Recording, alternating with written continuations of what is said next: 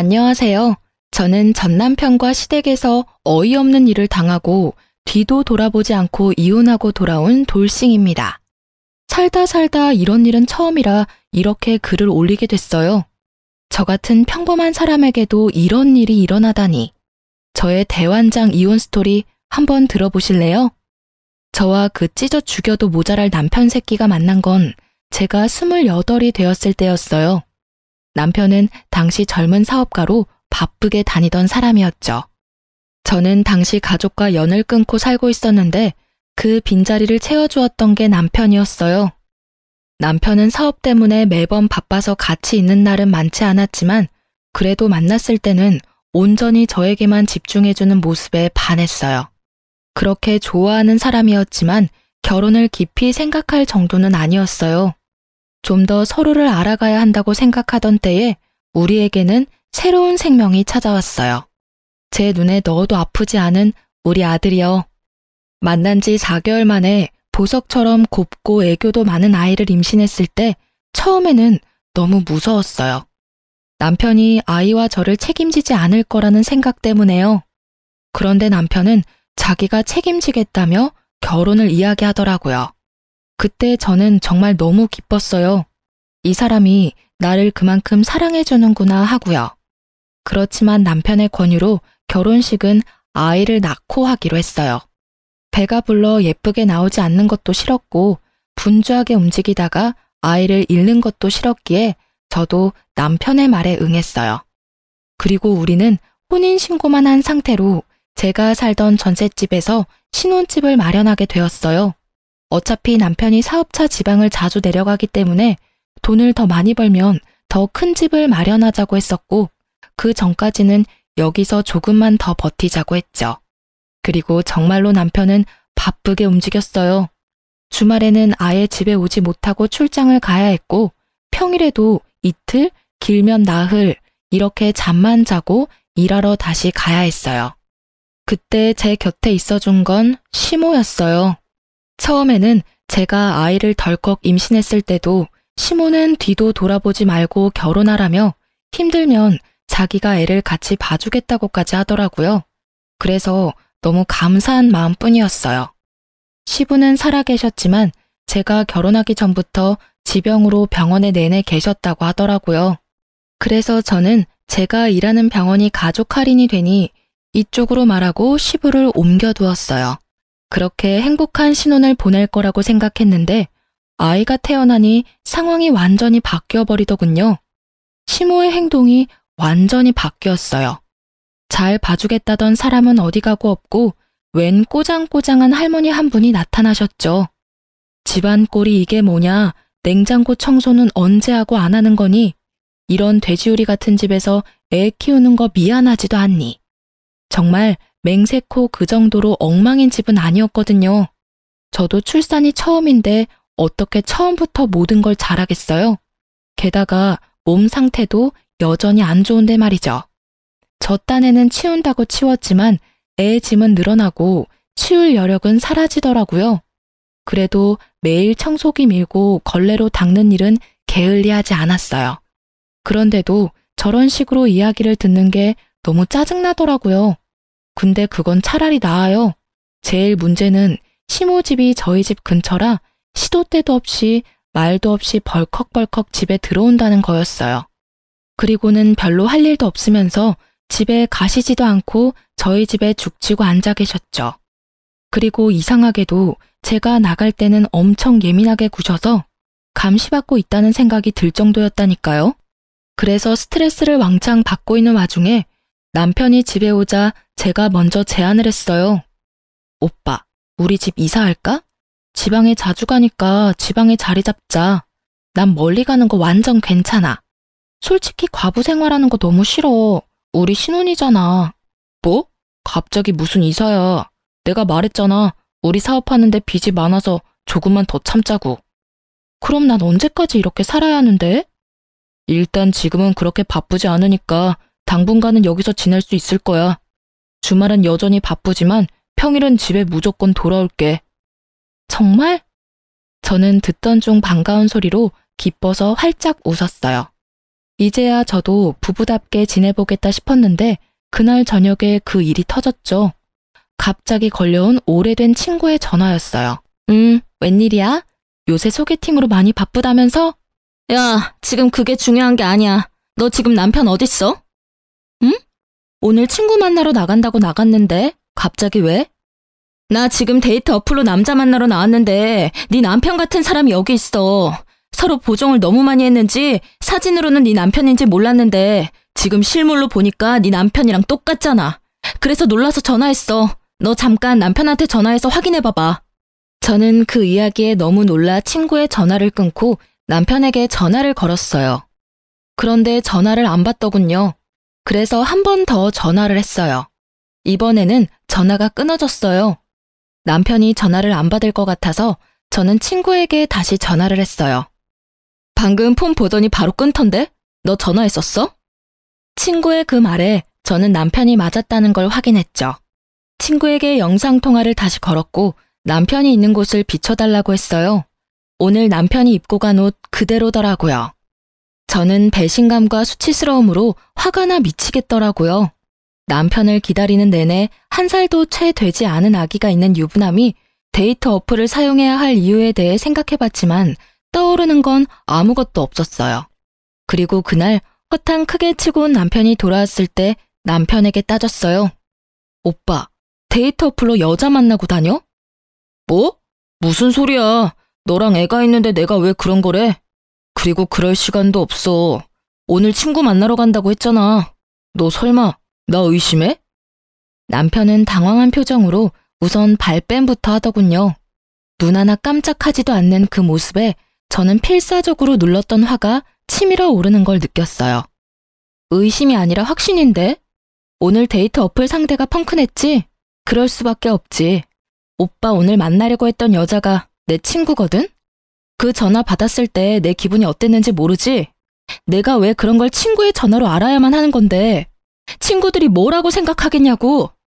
제 말에 남편 얼굴이 하얗게 질리더라고요. 아니 이럴 거면 왜 바람을 피냐고요. 화가 난 제게 남편 놈은 그제야 다급하게 말하더라고요. 그거 진짜 호기심으로 한번 해본 것뿐이야. 친구가 그런 어플이 있다고 해서 한번 경험 삼아 해본 거고. 그리고 무슨 일이 있었던 것도 아니잖아. 어차피 얼굴도 못 봤고 만나지도 못했는데. 그냥 한 번만 넘어가줘. 이후로 절대로 그런 짓 안 할 테니까. 응? 저는 남편의 뻔뻔하게까지 한 말에 배신감을 지독하게 느꼈어요. 아니, 뭔데 이렇게 당당한 건데요? 잘한 거 하나도 없는 놈이 빳빳하게 얼굴 들고 한 번만 봐달라니. 이게 지금 저한테 할 소린가요? 미안하다가 아니라 한 번만 봐달라는 소리가 먼저 나오는 남편을 보며 저는 한숨을 푹 쉬었어요. 한 번만 봐줘? 이렇게 살 거면 그냥 헤어지는 게 낫겠어. 이게 뭐야? 남편이라는 작자는 집에 들어오지도 않고 시어머니라는 사람은 시도 때도 없이 집에 말도 없이 찾아오지를 않나. 게다가 아직 어린 애기 두고 여자 물색하는 남자를 도대체 어떻게 믿으라는 건데? 그리고 최소한 나한테 미안하다 한마디는 해야 하는 거 아니냐고. 봐달라고 말하기 전에. 미안해. 진짜로 미안하다니까. 2번 다시 그런 일 안 할 테니까 이만 마음 풀어. 당신이 원하는 거 다 해줄게. 나도 일부러 그런 거 아니라니깐. 이번이 처음 아니지? 다른 데로 말해봐. 몇 명이나 이 어플로 만났냐고. 맹세코 이번이 처음이라니까. 몇 번을 이야기하게 만들어. 정말로 미안해. 그러니까 이번만 좀 봐줘. 뭐 할까? 어플도 지울게. 자, 됐어? 그럼 각서 써. 2번 다시 이런 일 안 하기로 하고 다시 이런 일이 생길 경우에는 이혼하고 위자료 지급하고 친권, 양육권 다 나한테 넘긴다고 써. 제가 알기로 각서라는 건 법적 효력이 없어요. 그럼에도 각서를 쓰게 한 건 남편에게 보여준 제 각오였어요. 다시 바람을 피려 하거나 바람을 필 때 이대로 내가 하겠다는 각오였죠. 남편은 아주 흔쾌히 각서를 쓰더라고요. 그렇지만 그 각서를 보면서도 우울하고 열받는 불같은 제 마음은 전혀 좋아지지 않았어요. 그런 제 모습을 보던 남편은 며칠 동안 저녁마다 집안일을 도와주며 저를 달래려 애쓰더군요. 저는 큰맘 먹고 용서해주기로 했어요. 여자를 만나려 했지만 못 만났다는 점이 크게 작용했던 거죠. 게다가 남편이 집에 있으니 시모가 집에 오지 않더라고요. 그렇게 저는 아주 잠시 편안함을 느낄 수 있었어요. 시모가 오지 않고 남편이 집안일을 해주고 있었으니 딱 오늘만 같았으면 하는 마음이 들었거든요. 그렇지만 그것도 오래 가지는 못했어요. 한 달도 채우지 못하고 남편은 일이 다시 바빠지는 바람에 다시 지방을 오가는 생활을 하게 됐거든요. 그렇게 남편이 다시 사라지자 시모의 습격이 시작되었어요. 무슨 생각인 건지 시모는 남편이 있을 때는 절대로 집에 오지 않더군요. 그런데 남편이 오지 않을 때는 귀신같이 알고 집에 와서는 저를 괴롭혔어요. 집안일 못한다고 지적하던 시모는 아이가 커갈수록 아이에 대한 지적을 하더라고요. 아이가 못생겼다느니, 너를 닮은 게 실수였다느니. 듣기에도 진짜 머리가 아플 만큼 아이에 대한 악담을 하더군요. 처음에는 그냥 농담으로 넘기려고 했는데 매번 그런 이야기를 들으니 점점 더 농담으로 들리지 않더라고요.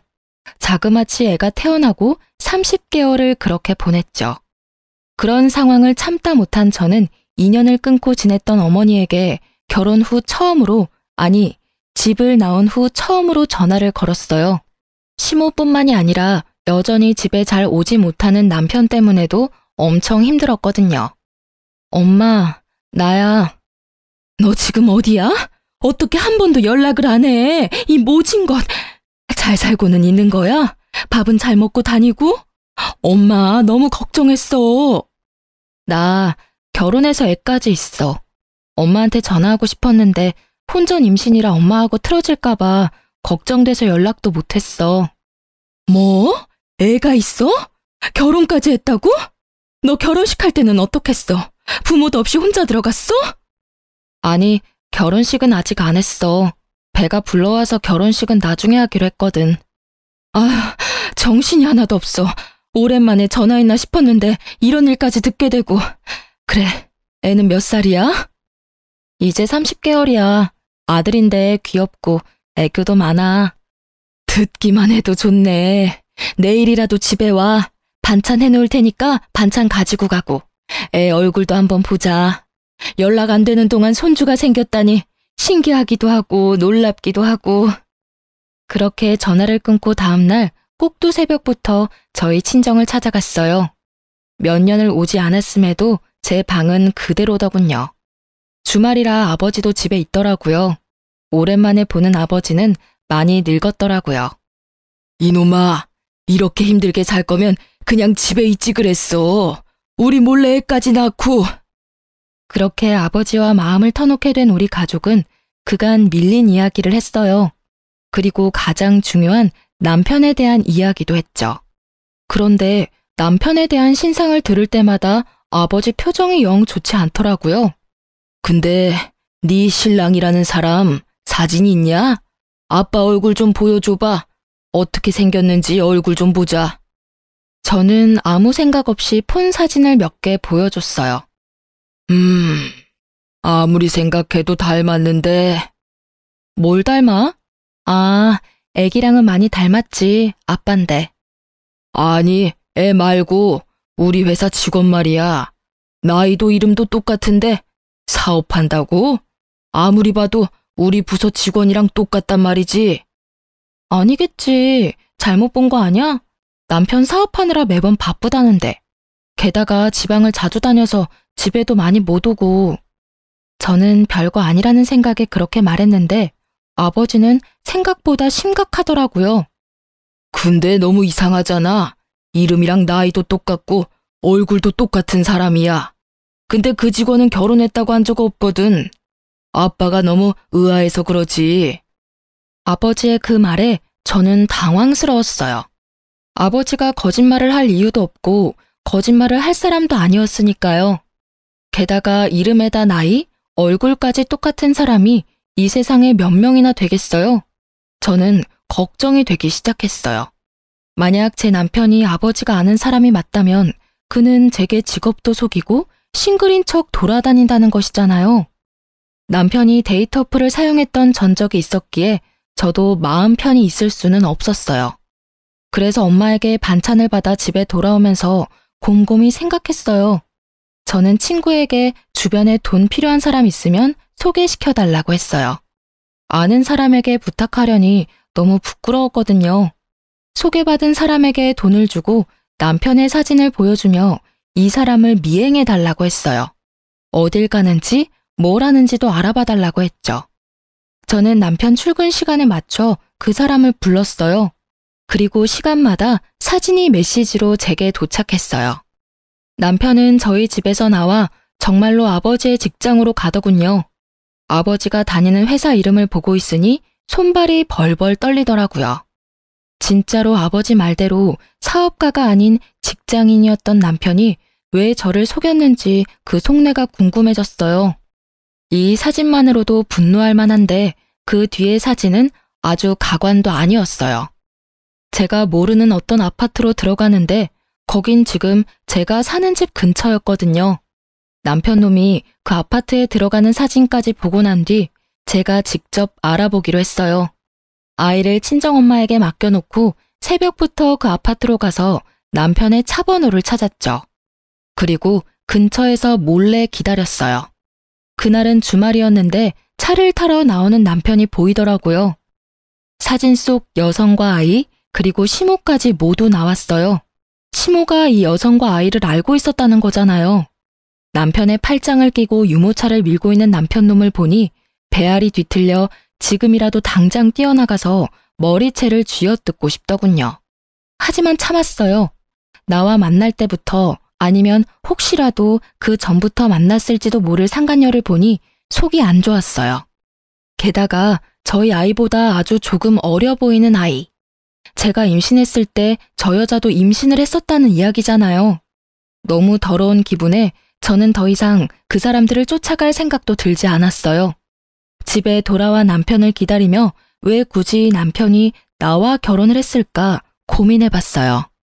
솔직히 우리 부부 사는 게 보통 부부처럼은 절대 보이지 않잖아요.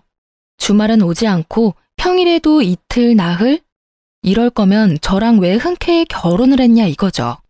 그런데 짐작 가는 구석이 딱 하나 있긴 했어요. 결혼하면서 남편이 제게 그랬거든요. 우리 결혼하면 아버지 혹시 당신 직장에 모셔줄 수 있어? 아버지 병원비가 생각보다 많이 나와서 걱정이거든. 지병이 있으셔서 병원에 입원하셔야 하는데 병원비가 어마어마하더라고. 아버님이 병원에 계시다고? 요양병원이면 비용이 꽤 나올 텐데. 수급자가 아니시면 아무래도 부담이 되지. 비급여가 많으니까 그럼 우리 병원으로 모시자. 직원 할인 있으니까 조금 도움은 되겠지. 그리고 무슨 일 있으면 연락하기도 쉽고 말이야. 그 말에 시부를 저희 병원으로 옮기고 제가 보호자로 지내며 필요한 걸 넣어드리거나 굳은 일을 도맡고 있었거든요. 일단 같은 건물에 있으니 제가 하기 쉬웠으니까요. 그리고 시모도 결혼할 때 꼭 부탁하더라고요. 그런데 옮기고 나니 정작 아무도 찾아와 보지는 않았어요. 그렇게 지극정성으로 모시는 척 하더니 제게 맡겨두고는 아예 발길을 뚝 끊었죠. 가만 보니 이것들이 입원비 할인받고 그 김에 귀찮은 짐 떠넘기려고 저와 결혼을 하려고 한 것 같았어요. 얼굴도 보지 못한 여자가 임신을 했다는 이유만으로 결혼을 허락한 시모의 속내도 마찬가지였던 것 같았어요. 그런 인간들 손에 노란한 내가 너무 바보 같고 원망스러워서 아무 일도 손에 잡히지 않고 시간만 흘렀어요. 그리고 월요일 저녁이 되자 남편이 집에 돌아왔더라고요. 저는 남편이 거실 소파에 앉자마자 폰으로 사진을 보여줬어요. 이거 뭐야? 그게 뭔데? 사진을 흘깃 보던 남편은 표정이 싹 바뀌더라고요. 뭔지 알아챈 거죠. 내가 사진 하나를 받았는데 사업하느라 바빠서 집에 못 온다고? 개집질하느라 집에 못 오는 거였겠지. 어이가 없어서 애까지 만들었어? 딱 봐도 우리 애랑 얼마 차이 안 나 보이는 애를 언제부터 이 상간녀랑 두 집 살림했는지 빨리 불어. 저의 추궁에 남편 놈의 반응은 상식적이지 않았어요. 아니, 방귀 낀 놈이 성낸다고 딱 그 꼴이었죠. 도리어 저한테 화를 냈으니 말이에요. 당신 스토커야? 왜 남의 뒤를 캐고 지랄이야? 내가 밖에서 뭘 하고 다니든 네가 무슨 상관인데? 버럭 화를 내는 남편을 보니 정말 부글거렸어요. 이 새끼는 왜 화를 내는 거죠? 화를 내려면 내가 내야 하잖아요. 상간녀랑 얼마나 됐는지는 모르겠는데 애까지 낳았다니 볼장 다 본 거잖아. 우리 헤어져. 그리고 시아버지도 다른 병원으로 보내줘. 헤어지고 나면 남이니 병원비 내가 도와줄 필요도 없잖아. 그렇지? 역시 시부 이름이 정답이었는지 남편 놈이 갑자기 당황하더군요. 잠깐, 급하게 굴지 마. 내가 화낸 건 당신이 내 뒤를 캐서야. 물론 바람핀 건 내 잘못이지. 그러니까 내가 그쪽 여자 정리할게. 어차피 호적이고 뭐고 올라가 있지도 않아. 나 법적으로 깨끗한 사람이라고. 그러니까 일단 진정하고 우리 앞으로 어떻게 할지 생각해보자. 남편 놈은 그쪽을 정리하겠다는 말을 불쑥 꺼내더라고요. 저는 더 어이가 없었어요. 지 사정에 맞춰서 이 여자 저 여자 관리하는 모양새가 여자가 한둘만 있지는 않을 거라는 합리적인 의심을 하게 만들었죠. 분명히 다른 여자도 있겠지 하는 생각이 강하게 머리를 강타했어요. 저는 남편에게 강하게 말했어요. 법적으로는 깨끗하겠지. 그런데 내 마음이 깨끗하지가 않아. 네 얼굴 보는 것만으로도 뱃속이 부글부글거리고 열받아서 머리가 돌 것 같다고. 그리고 뭐? 정리를 해? 어떻게 정리할 건데? 내가 데이터 어플 같은 거 할 때부터 알아봤어야 했어. 그때 끝장 봤으면 이 꼴 안 보고 사는 건데. 여기 내 집이고 어차피 오빠 짐도 얼마 없어. 그러니까 내가 앞으로 어떻게 할 건지 결정하기 전까지는 이 집에 발도 디딜 생각하지 마. 냉정하게 생각해. 이런 일로 당신 진짜 혼자 살 거야? 애도 어리고 싱글맘이 얼마나 힘든지 당신이 몰라서 그러나 본데. 지금까지도 충분히 싱글맘처럼 살고 있었어. 아니, 그보다 더 심하지. 싱글맘은 아들 외도 눈 감아주는 시어머니는 없을 거 아냐. 어쩐지 나를 감시하는 것 같더라니. 내가 그 여자랑 만날까봐 둘이서 연락 주고받았던 거지. 아주 가족들이 다 짜고 나를 속였어. 그런 거 아니야. 너무 비약해서 생각하지 말고 일단은 내가 본가로 갈 테니까 당신도 좀 진정하고 생각 다시 해봐. 그리고 당신만 용서해주면 그쪽은 싹 다 정리할게. 남편은 그렇게 말하고 나갔어요. 시댁에 간다길래 1시간 뒤쯤 시댁에 전화해봤어요. 역시나 시댁에서는 남편 행적조차 모르더군요. 어디로 간 건지는 말 안 해도 알겠더라고요.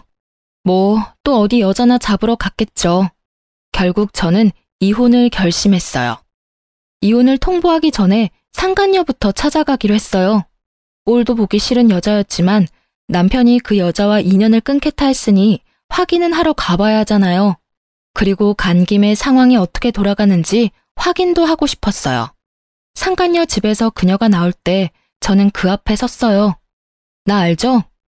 상간녀는 제 물음에 답도 없이 폰부터 꺼내 전화를 하려고 하더군요.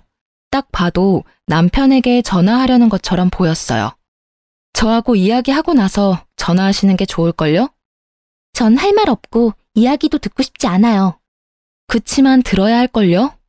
그 사람이 나한테 당신 존재 들키고 뭐라고 말했는지 궁금하지 않아요? 대답이 없는 상간녀를 보니 궁금하기는 한가 보더라고요. 그 남자 유부남인 거 알고 사귀었죠? 애가 몇 개월이에요? 26개월? 25개월? 그건 뭐 하러 물어요? 우리 애가 당신 애보다 나이가 더 많거든요. 그게 뭘 뜻하는지는 알죠? 모르겠는데요. 제가 그걸 왜 알아야 하죠? 그리고 이런 식으로 함부로 남의 집 앞에 얼쩡거리면 경찰에 신고할 거예요? 신고하셔도 상관없어요. 저도 어차피 상간녀 위자료 소송하면 되니까. 어느 쪽이 더 많은 벌금을 낼지는 알고 있을 거라고 생각해요. 그런데 그거 알아요? 당신이 애를 가졌을 때 이미 우리는 혼인신고 완료 시점이었다는 거. 완벽히 결혼 생활하고 있던 중이었어요. 그 점에 대해서 다른 할 말 있어요? 당신 유부남이랑 눈 맞은 거예요. 와이프 있는 남자 건드린 거라고. 와이프? 웃기시네. 누가 마음대로 와이프래? 두 사람 결혼식 안 한 거 다 알거든요? 이보세요. 애를 먼저 낳은 게 당신이더라도 그 남자 마음이 나한테 있으면 내가 본처지. 그리고 우리 집에서 더 많은 시간을 보내는데 무슨? 당신은 그냥 필요에 의해서 만나는 사람이라고 남편이 그랬거든요? 필요라면 어떤? 남편이 아버지 떠안기 싫어서 병원 다니는 여자 만나서 맡겼다고 얼마나 좋아한 줄 알기나 해요? 아무것도 모르면서 와이프? 웃기고 앉았네. 본인이 세컨드인지 모르고 있었어요? 제가 생각했던 가설들이 다 맞아떨어지니 오히려 머릿속이 상쾌해지더라고요. 상간녀는 그 뒤로도 자기가 하고 싶은 말을 아주 쏟아내더라고요. 진짜 부인은 나고 당신이 세컨드거든요? 그리고 조만간 혼인신고하면 애도 호적에 올려준다고 했어요. 솔직히 시아버지 죽고 없으면 당신 같은 여자 필요도 없었어. 혼인신고? 내가 혼인신고를 먼저 올렸는데 당신이 어떻게 혼인신고를 또 올려요? 참 이상한 여자네. 이미 법적으로 유부남인 남자를 어떻게 혼인신고하는지 당신이 좀 알려줄래요? 제 말에 상간녀의 아주 당당하기만 하던 얼굴이 갑자기 동그랗게 놀란 얼굴이 되더라고요. 정말로 몰랐나 봐요. 남편 놈이 저와 혼인신고가 되어 있다는 걸. 그게 무슨 소리야? 혼인신고가 되어 있다고? 어떻게 그게 가능하냐고? 남편은 나한테 혼인신고 안 했다던데? 애 가져서 결혼하는데 결혼식도 못했어요. 그러면 당연히 혼인신고라도 해야 하는 거 아니에요? 그 새끼가 이 여자 저 여자 만나고 다니느라 바빠서 깜빡했나 본데 결혼 준비할 때 이미 남편 신분증과 도장 가지고 동사무소 가서 신고했죠. 아무 생각 없이 그냥 두던데요. 설마 이제까지 자기가 혼인신고 되어 있었던 것도 몰랐대요? 그걸 왜 혼자서 혼인신고를 해요? 그럼 결혼하자고 하는 사람이랑 혼인신고를 하지 누구랑 혼인신고를 해요? 그리고 애 낳으면 호적에 올려야 하잖아요. 그러니 혼인신고했죠. 제가 잘못한 거예요? 아니, 그리고 둘이서 사랑한다면서요. 그러면 애가 태어나면 호적부터 올려주겠다고 했겠죠. 대체 뭘 기다린 거예요? 저는 이 상황에 웃음이 났어요. 그놈도 자기가 법적으로 본인이 유부남인 거 모르고 있나 보더라고요. 저는 상간녀에게 웃으며 말했어요. 그 자식은 법적인 유부남이었고 당신은 유부남이랑 붙어먹은 불륜녀고요. 그리고 내가 남편한테 어제 헤어지자 했더니 나한테는 당신 쪽을 정리하겠다고 하더군요. 생각한 것보다 엄청 사랑한 건 아니었나 보네요. 아참, 좋은 거 하나 알려드릴까요? 저는 상간녀에게 여자가 나뿐만이 아니라는 걸 알려주고 싶은 마음이 들었어요. 제가 받은 배신과 상실감을 이 여자도 받길 원했거든요. 그리고 이 여자가 빨리 깨닫고 남편 놈을 버려주길 바라는 마음도 더 컸고요. 그 남자 폰 자세히 살펴봐요. 데이트 어플 있을 거예요. 우리 애 태어난 지 얼마 안 됐을 때 여자 만나려고 그 데이트 어플로 여자 찾은 게 그 남자예요. 각서 날짜가 당신이 임신 중일 때죠? 그때도 다른 여자 만나고 다닌 거예요. 이쯤 되면 그 남자가 얼마나 인간 쓰레기인지 잘 알겠죠? 상간녀의 얼굴이 하얗게 질리더군요. 그러나 그렇게 쉽게 믿고 싶지는 않았나 봐요. 그래서 저는 명확한 증거를 보여주기로 했어요. 저는 남편이 데이트 어플을 사용했을 때 작성한 각서를 상간녀에게 폰으로 보여줬어요. 날짜까지 적힌 각서는 제 아이가 태어난 지 얼마 안 돼서 작성된 거니까 적어도 이 각서를 썼을 때는 그녀가 임신 중이었거나 아이가 신생아였을 것 같았거든요. 그 데이트 어플 상대방이 제 친구여서 제가 착각할 리 없거든요. 친구한테 목록 보내달라고 하면 보내주겠죠. 그거라도 받아서 보여줘요? 아, 그리고 혹시 주말에 잠깐 저희 집 간다고 나간 적 없어요? 근데 그놈은 저희 집에 주말에 온 적이 없어요. 매번 평일에만 저희 집 왔거든요. 그럼 이 집에 오지 않은 주말에는 어디에 갔을까요? 그 이야기를 듣자마자 상간녀의 얼굴이 확 일그러지더라고요. 그 얼굴을 보니 얄궂게도 제 마음이 조금 시원해지더라고요. 결국 상간녀는 제 말이 끝나자마자 폰을 들고 남편 놈에게 전화를 하더라고요. 야, 이 나쁜 놈아. 너 혼인신고까지 했으면서 뭐?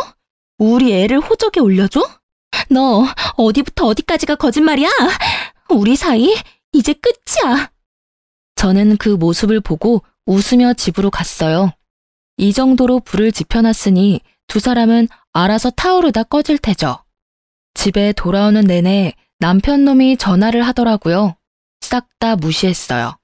이제 저는 그놈한테 들을 말도 할 말도 없거든요. 그런데 그놈은 그렇지 않았나 봐요. 집에 돌아가 짐을 싸고 있는데 남편 놈이 집으로 들어오더라고요. 저는 신경도 쓰지 않고 짐을 마저 챙겼어요. 남편이 제 몸을 휙 돌려 세우더라고요. 얼굴을 보니 화가 잔뜩 난 것이 제가 딱 바라던 얼굴이었어요. 바빠. 별일 아니면 나중에 전화로 해. 그게 남편한테 할 말이야? 당신이 하던 대로 했는데 뭐 문제라도 있어? 매번 바쁘다고 나중에 전화하던 사람은 당신이잖아. 아, 지금 그 말 하자는 게 아니잖아. 너 혼인신고는 언제 했어? 아니 왜 맘대로 혼인신고를 해? 그것부터 묻는 걸 보니 상간녀가 화낸 것보다도 자기가 총각이 아니라 유부남이라는 사실이 참으로 화가 났나 보더라고요. 저는 너무 웃겼지만 꾹 참고 말했죠. 아, 그것 때문에 왔어? 그럼 결혼식도 안 하고 애 낳고 사는데 혼인신고라는 확신도 없으면 나중에 내가 뭐가 되는데? 그리고 결혼하자는 말은 혼인신고 하자는 말이랑 똑같은 거 아니야? 그게 아니면 다른 생각이라도 했어? 평생을 총각으로 있고 싶었나 본데 난 그런 거 정확히 하는 타입이야. 결혼 준비하면서 당연히 혼인신고도 한 거지. 질문이 근데 너무하네. 왜? 유부남이면 안 되는 이유라도 있어? 애가 이쪽 집 저쪽 집 합쳐서 둘이나 되면서? 아, 그런 문제가 아니라고. 그럼 그 여자는 왜 찾아갔어? 나랑 해결하면 될 문제잖아. 너 스토커야? 왜 엄한 사람한테 가서 화풀이 했냐고. 나하고 싸우고 해결하면 될 일을 내가 그 여자랑 헤어져 준다고 했잖아. 내가 뭘 하든 신경 안 썼잖아. 그러니까 이번에도 신경 쓰지 마. 내가 무슨 짓을 해도 더 이상 신경 쓰지 말라고. 이혼하고 집 뺄 거거든? 그러니까 그 여자랑 잘 살아. 왜 나 때문에 그 여자랑 헤어져? 그러지 마. 그냥 둘이서 늙어 죽을 때까지 시부 시모 모시고 잘 살면 되잖아. 더 이상 간섭 안 할 테니까. 아 참, 대신에 위자료는 무조건 받을 거고 아이 양육권 친권도 무조건 가져올 거니까 양육비 줄 걱정이나 하고 있어. 양육비? 나 그럴 돈 없어. 받고 싶으면 네가 알아서 받아가. 돈 한 푼도 없는 나한테 가져갈 게 있을까? 네가 알아서 잘 찾아봐. 나는 못 주니까. 배째라는 식으로 말하는 남편을 보며 저는 싱긋 웃어줬어요. 저런다고 제가 당황할 줄 알았다면 오산이죠. 그래? 오빠가 안 주면 오빠 직장에서 돈 직접 빼갈게. 걱정 마. 그거면 충분하지? 신경 쓸 일 하나도 없으니까. 뭐? 네가 내 직장을 어떻게 알아? 너 내 뒤도 캐고 다녔냐? 당황한 남편놈의 얼굴에 저는 더 크게 미소 지으며 말해줬어요. 나도 얼마 전에 아버지랑 연락돼서 알게 됐거든. 오빠가 우리 아빠 부하 직원이더라고. 아버지가 아주 자세히 알고 계시더라. 회사에서도 언제나 총각이라고 말하고 다녔다면서? 나한테 사업한다고 속이고 상간녀 집에서 먹고 자고 하니 아주 좋았지. 이렇게 들키게 될 줄 몰랐지? 설마 장인어른이 직장 상사일 줄이야. 그치? 제 말에 사색이 된 남편 새끼의 얼굴이 아주 가관이었어요. 끝까지 숨기고 싶었을 텐데 어쩌나요? 모든 게 다 까발려져 버렸는데. 그게 사실이야? 진짜 우리 부장님이 당신 아버지라고? 거짓말이지. 나한테 물어보지 말고 아버지한테 직접 물어봐. 어차피 내가 하는 말 믿지도 않을 거잖아. 대신 아버지한테 물어봤을 때 무슨 일 당할지는 나도 장담은 못해. 아버지가 그렇게 보여도 딸 사랑이 지극하신 분이라. 뭐 그게 싫으면 직장을 그만둬도 괜찮지. 괜히 그렇잖아. 이혼한 와이프 아버지라니. 세상에 이보다 더 찝찝한 관계가 어딨어? 그러나 그 직장은 그만두지 못할 거예요. 생각보다 월급도 많고 복지도 좋거든요. 잠깐만. 여보, 우리 진짜 진지하게 이야기 좀 할까? 가족관계나 그런 거 정말로 맞는 거야? 일부러 나한테 거짓말하는 건 아니지. 나 바쁘다니까. 짐 싸고 있는 거 안 보여? 궁금한 거 있으면 우리 아버지한테 물어보고 나는 이제 오빠한테 간섭 안 할 테니까 그렇게 하라. 저는 매달리던 남편놈을 집 밖으로 내치고 최소한의 짐만 챙겨 친정으로 돌아갔어요. 혹시나 남편놈이 이 집에 들어가 죽치고 있을까봐 비밀번호도 바꾸고 집주인에게도 남편놈에게 문 열어주지 말라고 전했어요. 그러게 사기를 치려면 잘 알아보고 쳤어야죠. 그렇게 이혼은 아주 속전속결로 이뤄졌어요. 워낙에 남편놈에게 유책 사유가 많고 확실하기도 했어서 저에게 굉장히 유리하게 이혼이 되긴 했어요. 그렇지만 이미 배신당하고 상처받은 제 마음과 태어난 후로 아버지에게 사랑받지 못했던 아들의 마음은 절대로 제게 유리하지 않은 일이었어요. 이혼이 완료되고 가장 먼저 한 일은 제가 일하는 병원에 입원한 시부의 할인을 끊는 일이었어요. 그리고 다음 달 병원비가 평소의 배로 나오자 시모가 연락이 왔더군요. 병원으로 전화하면 될 일을 제 개인 폰으로 연락을 했어요. 야, 너 병원비에 무슨 짓 했지? 왜 병원비가 갑자기 이렇게 많이 나와? 80만 원 나오던 병원비가 왜 갑자기 160만 원이나 나와? 아, 보호자분, 그건 당연한 일이죠. 원래 병원비가 160인데 가족 할인 받아서 120만 원이었고 그중에 40만 원을 제가 선지급금으로 내드리고 있었거든요. 그래서 보호자분이 낼 돈은 80만 원밖에 안 됐던 거예요.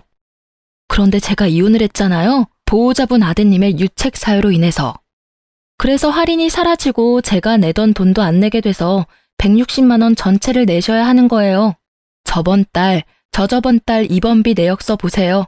할인 전 금액이 아마 160일 거고 선수금이 40 있을 테니까. 아니, 그렇다고 이렇게 갑자기 할인을 끊으면 어떡해? 미리 이야기라도 해줬어야지. 그리고 그래, 그 사람은 당신 딸 할아버지거든. 충분히 혈연이 있으니까 할인도 가능하지. 아, 할인은 직원의 직계 좀비속과 배우자 직계 좀비속 뿐이에요. 저는 이제 배우자가 사라졌으니 할인이 안 되는 거고요. 이혼한 거 병원에서 다 알아서 어차피 할인 안 되거든요. 그거 다 알고 아드님이랑 저 결혼시킨 거 아니었어요? 그럼 이혼하면 본래대로 돌아갈 것도 잘 아셨어야죠. 제 말에 시모가 순간 말을 잊지 못하더라고요. 오래전의 이야기라 잊어버렸던 것 같더라고요. 그러게 왜 사람을 괴롭혔는지, 왜 아들의 외도를 돕고 있었는지, 이제와 후회한들 저는 번복할 생각이 전혀 없으니까요. 아니, 그런 걸로 결혼시킨 거 아니야. 그리고 예정이 있는데 그 정을 봐서라도 좀. 정 같은 거 없고요. 솔직히 지금까지 매달 50만 원씩 더 내준 것도 다 받아내고 싶은 심정이거든요. 어차피 그것까지 위자료로 싹 다 받아먹을 거지만, 그리고 병원이 비싸면 본인이 직접 간병하시면 되잖아요. 결국 시모는 할 말이 없으니 욕만 하다 전화를 끊더군요. 그리고 그 뒤에는 남편 놈이 시모와 같이 왔어요. 교대로 참 웃기지도 않았어요. 여보, 진짜로 다시 생각해봐. 당신 속인 거 내가 다 잘못했고 그 여자랑은 이미 관계 정리했어. 나는 이혼도 안 할 거고 아버지 퇴원도 못 시켜. 아직 집 정리 안 된 것 같던데 이러지 말고 우리 다시 같이 살자. 이번에는 꼬박꼬박 집에도 잘 들어오고 당신이랑 아들한테 충실할게. 정말이야. 그 꼴을 보니 얼마 전 들었던 소문이 진짜였던 것 같더라고요. 상간녀가 자기 말고 딴 여자 또 만나는 거 발견해서 자기 집에서 나가라고 내쫓았다 하더라고요. 혼인신고 해주겠단 말만 철석같이 믿고 있던 상간녀가 이미 유부남이었던 남편이 또다시 다른 여자 만나는 걸 용서해줄 리가 없죠. 집이 없어 시댁에 들어가 시모와 함께 살던 남편 놈은 급하니 이번에는 제게 와서 빌붙으려 하더라고요. 똥줄이 타는 건 시모도 마찬가지였나 봐요. 그래, 얘야, 나도 다 잘못했어. 이때까지 너한테 그런 거 정말로 미안하게 생각해. 이제까지 내가 그랬던 건 다 너를 위해서였어. 남편 바람피는 걸 들키면 네가 얼마나 힘들었겠니? 그래서 내가 너를 못 나가게 한 것뿐이야. 정말로 나쁜 의도로 그런 거 하나도 없어. 제가 걱정돼서 남편 불륜을 눈감아줬다는 정신 나간 시모의 말을 들으니 이 사람들 제정신이 맞나 싶더라고요. 여태껏 그 여자랑 즐겁게 하하호호 잘 지내놓고는 이제 와서 자기들 아쉬우니 바로 획 돌아서는 거 봐요. 다 뽀록난 주제에 말은 얼마나 청산유수인지. 죄송해요. 저는 두 분을 용서할 마음이 눈꼽만큼도 없어요. 특히 어머니, 제가 상간녀와 마주칠까봐 매일 수시로 집에 감시하러 오느라 고생하셨어요. 그러니 앞으로는 그 열정을 남편분에게 쏟아서 열심히 간병하시면 될 것 같아요. 시모에게 그렇게 말해주고 저는 남편을 보며 말했어요. 그리고 오빠도 헛소리는 그만하고 직장이나 잘 다녀. 그래야 아버지 편으로 매달 양육비 잘 받을 거 아냐. 그러니까 여보, 나 지금 진짜 힘든 상황이라고. 정말 미안한 마음 가득하거든? 그러니까 한 번만 용서해줘, 응? 너 이렇게 독한 여자 아니잖아. 그러니까 참 대단하지. 이렇게 어리바리한 여자를 이렇게 독하게 만드는 당신 가족들이 더 대단하지 않아? 그리고 나를 속이느라 바쁘게 움직였던 열정이 있으면 아버지도 간병 잘할 수 있을 거야. 제 말에 뭐라 말 못하던 남편은 궁시렁거리며 퇴원수속을 밟더군요. 독한 년. 결국 옆에 있던 시모는 참지 못하고 저에게 나지막히 내뱉더라고요. 그 말에 저도 답해줬어요. 제가 독한 년이면 두 분은 사기꾼이세요? 아들 바람피는 거 도와주는 시모에 총각 행세하려고 혼인신고도 안 하려던 남편에 사기꾼 기질이 그 집안 특징인가 보네요. 누구더러 독한 년이라는 건지. 그렇게 남편은 시부를 시댁으로 모셔갔어요. 나중에 소문으로 들으니 시부 간병하던 시모가 결국은 몸이 크게 상하는 바람에 두 사람이 나란히 요양원에 들어갔다고 하더라고요. 그리고 남편 놈은 일 다니다가 결국 두 사람의 요양원 비용이 부담돼서 투잡 뛰고 있다고 아버지가 말해줬어요. 새벽에 배송일하면서 여전히 아버지 직장에서 일하고 있다니 불행 중 다행스런 일이었어요. 애 양육비는 그래도 받을 수 있을 테니까요. 그래서 아버지는 매달 전 남편에게 직접 양육비를 받아 제게 전해주고 있어요. 그리고 이렇게 바쁘니 이제는 여자 만날 시간도 없겠죠? 그렇게 좋아하는 여자 못 만나는 건 아쉽겠지만 인간이 되는 수행을 한다고 치면 좀 마음이 편해지지 않을까 싶네요. 본인은 그저 지금 고생만 한다고 생각하며 투덜대겠지만요. 이렇게 글을 쓰다 보니 솔직히 남편 탓만 할 건 아니라는 생각도 해요. 아니, 속인 놈은 무조건 잘못이지만 저도 어수룩하게 속아 넘어간 잘못이 있긴 하죠.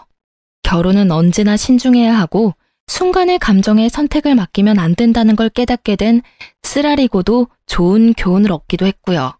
처음부터 수상한 점이 많은 사람이었으니 임신을 했더라도 신중히 생각했어야 했는데 그때 부모님과 연락을 하고 있었더라면 좀 더 좋은 조언을 얻지 않았을까 하는 생각도 해요. 남편 놈의 가족이 짜고 저를 속일 줄은 몰랐지만 그래도 막판에는 다들 알아서 망해줘서 속은 시원해요. 저는 부모님 밑에서 아들 키우며 즐겁게 살고 있어요. 한번 떨어졌던 가족이고 다시 만나 앙금도 풀었고 귀여운 애교쟁이 손주도 있으니 아버지는 항상 아이를 위한 장난감을 사거나 여행을 같이 가곤 해요. 일을 하면 어머니가 아이를 봐주시니 매달 죄송한 마음에 용돈도 드리지만 아이에게 따뜻한 가족을 경험시켜줄 수 있어서 차라리 천만다행으로 생각해요. 남의 불행을 나의 기쁨으로 삼지 말아야 하지만 나의 불행을 행복으로 삼던 놈이 불행해지니 솔직히 기쁜 게 사람 마음인가 봐요. 이 정도로 당했으니 이런 생각 조금쯤은 해도 괜찮을 거라고 생각해요. 그렇지 않으면 제가 너무 열받잖아요. 이렇게 이야기해보니 이혼당한 글이 사기당한 글 같기도 하고 참 여러모로 다른 사람에게 알리기 창피한 일이긴 하네요. 그래도 제가 글을 쓴 건 이런 어이없는 일이 누군가에게는 일어나고 있다는 걸 알려드리고 싶어서예요. 그리고 같이 욕이나 시원하게 해주시면 제 마음도 편할 것 같았거든요. 긴 글 읽어주신 것 너무 감사하고요. 오늘 하루 행복한 하루 보내세요.